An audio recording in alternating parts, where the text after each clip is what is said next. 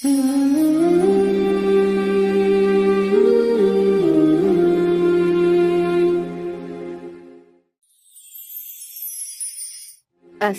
আলাইকুম বন্ধুরা, এসো টুনস টিভির সাথে ইসলাম শিখি।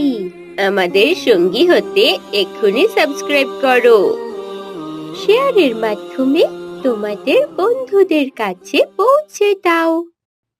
এক বৃদ্ধ যে সব সময় আল্লাহর ওপর ভরসা করে, সে সালাত আদায় করে মোনাজাতে আল্লাহর প্রশংসা করছে। হে আল্লাহ, তুমি পরম দয়ালু ও করুণাময়। আমি সব সময় তোমার ইবাদতের মশগুল থাকতে চাই।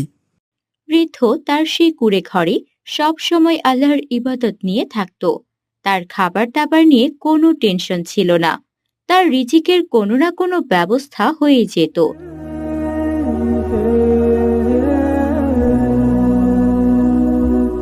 এই বুড়োর খেয়ে দিয়ে কোনো কাজ নাই নাকি? সারাদিন ঘরে কি যেন করে। তারা আল্লাহ নাকি তার সব সময় তার ইবাদত নিয়ে থাকে। এরে গ্রাম থেকে বের করে দিতে হবে, যত সব। হ্যাঁ, একদম ঠিক কথা, ওরে বের করে দিতে হবে। এই কথা বলে তারা সেখান থেকে চলে যায়। একদিন আল্লাহ তাআলা বৃদ্ধর পরীক্ষা নেন। রাতে হঠাৎ খুব ঝড় ওঠে। বৃদ্ধর একটু ভয় লাগা শুরু হয়, কিন্তু তারপরও সে আল্লাহর উপর ভরসা রাখে। এক সময় সে আল্লাহর উপর ভরসা না রেখে বলতে শুরু করে, যে ঝড় উঠেছে, আমার আর এই কুঁড়ে ঘরে থাকা সম্ভব না। কখন জানি ঘরটি ভেঙে আমার মাথার ওপরে পড়ে।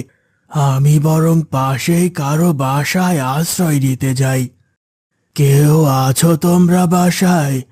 আমাকে একটু আশ্রয় দাও, আমি তোমাদের কাছে সাহায্য চাচ্ছি। কিছু শয়তান লোক বৃদ্ধকে আশ্রয় দেবে। এটা বলে তারা বৃদ্ধকে তাড়িয়ে দেওয়ার প্ল্যান করতে থাকে আর তাদের বাসায় প্রথমে জায়গা দেয়। আসেন আসেন, ভেতরে আসেন, এখানে বসেন। এই, ওনার জন্য কিছু খাবার নিয়ে আসো। লোকটির স্ত্রী কিছু খাবার নিয়ে বৃদ্ধর হাতে দেয়।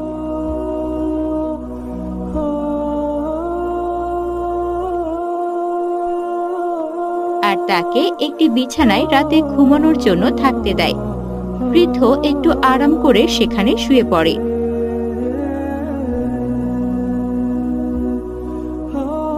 হঠাৎ মাঝরাতে বৃদ্ধ লোকটি স্বপ্নে দেখে,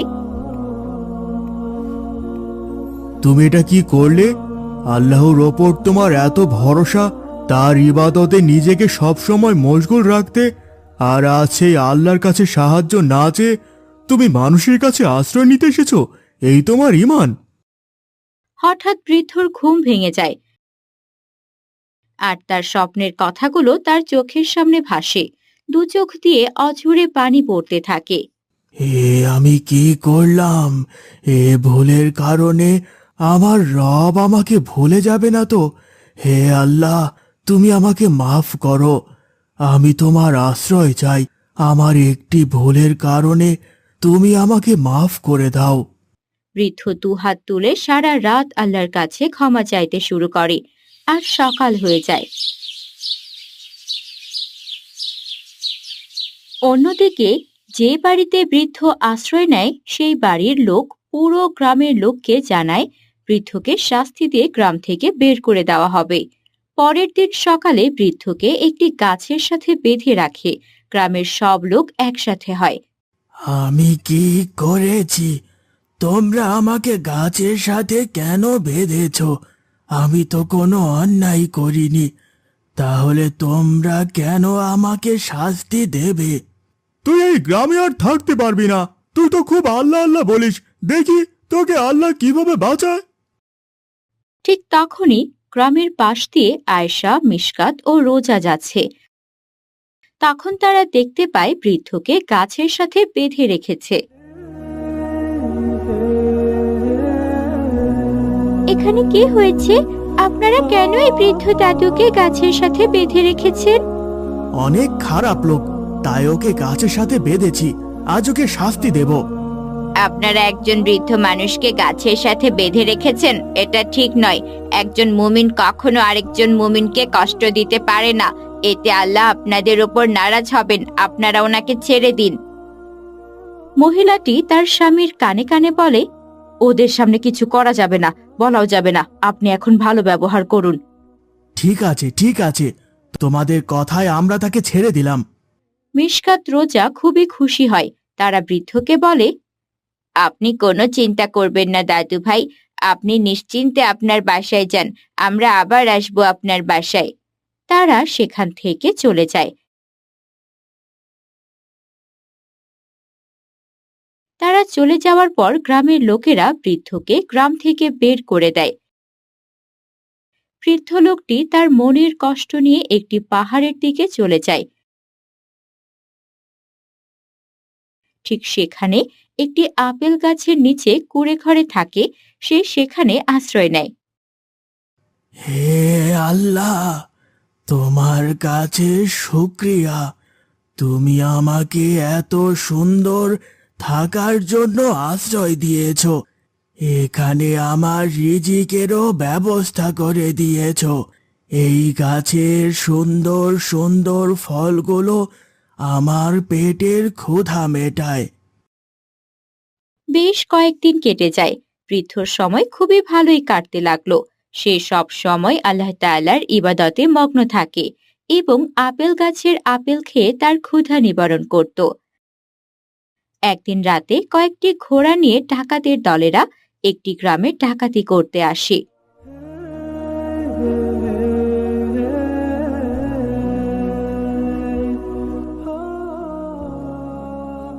পরের দিন সকালে গ্রামের লোকেরা হতাশ হয়ে যায়।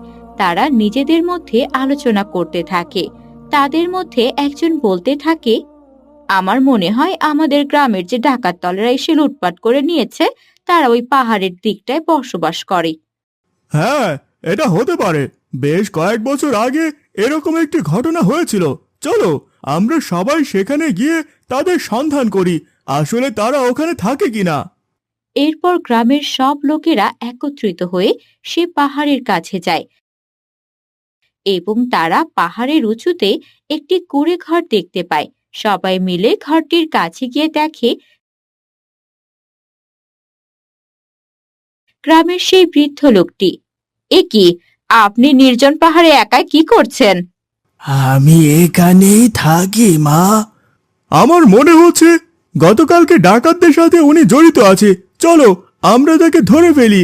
তাকে ধরলে বাকি ডাকাতদেরও ধরতে পারবো। ইনি মনে হয় ডাকাতদের সর্দার। ডাকাতদের সাথে ইনি অবশ্যই জড়িত আছে। তোমরা এসব কি বলছো? আমি এগুলো কিছুই করিনি। তোমরা আমাকে ভুল বুঝছো। তারা বৃদ্ধর কথা না শুনে তাকে ধরে নিয়ে যায় এবং তাদের গ্রামে বেঁধে রাখে। তাদের মধ্যে একজন বলে ওঠে, উনি যেহেতু আমাদের সবকিছু লুটপাট করে নিয়েছে, ওনার কঠিন শাস্তি হওয়া দরকার। ওনার একটি হাত ও একটি পা কেটে নেওয়া হবে এবং তারা সবাই মিলে তাই করে। এনে তো আমাদের সব জিনিসপত্র লুটপাট করেছে। আপনারাই বলেন এনাকে কি শাস্তি দেওয়া যায়। উনি যেহেতু আমাদের সবকিছু লুটপাট করে নিয়েছে, ওনার কঠিন শাস্তি হওয়া দরকার। ওনার একটি হাত ও পা কেটে দেওয়া হবে।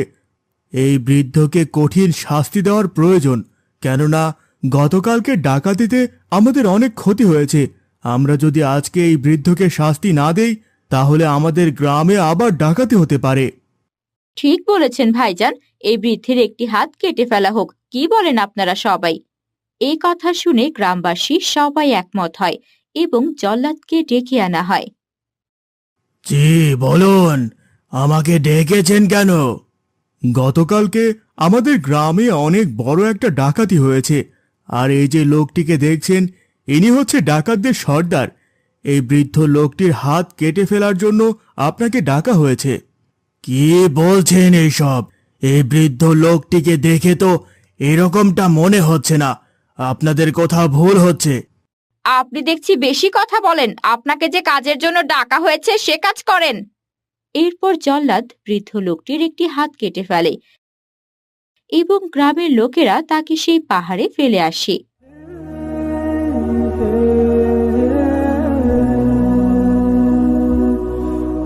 বৃদ্ধটি ভেতরে গিয়ে তার চোখকে বিশ্বাস করতে পারছে না। এ আমি কি দেখছি? এটা কিভাবে সম্ভব? আল্লাহু আকবার!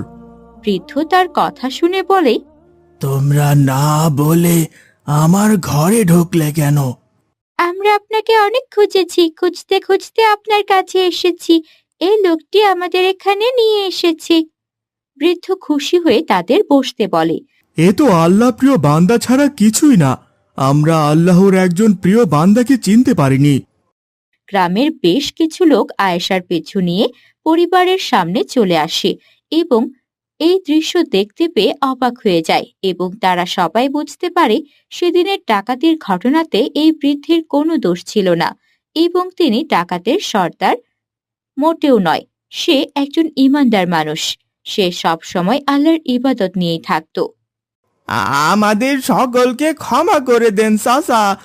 আমরা ভুল বুঝে আপনার ওপরে অনেক অত্যাচার করেছি, জুলুম করেছি এবং সব সময় খারাপ ব্যবহার করেছি। আপনি ফিরে চলুন, আমাদের সাথে আমাদের গ্রামে চলুন। বৃদ্ধ সেজদায় পড়ে আল্লাহর প্রশংসা করেন। হে আল্লাহ, আমি ভুল করার পরেও আপনি আমাকে ক্ষমা করে দিয়েছেন। আপনি মানুষের সামনে আমার সম্মান বাড়িয়ে দিয়েছেন। হে আল্লাহ, আপনি কতই না মেহেরবান। আপনি আমাদের সমস্ত গুনাহকে মাফ করে দিন।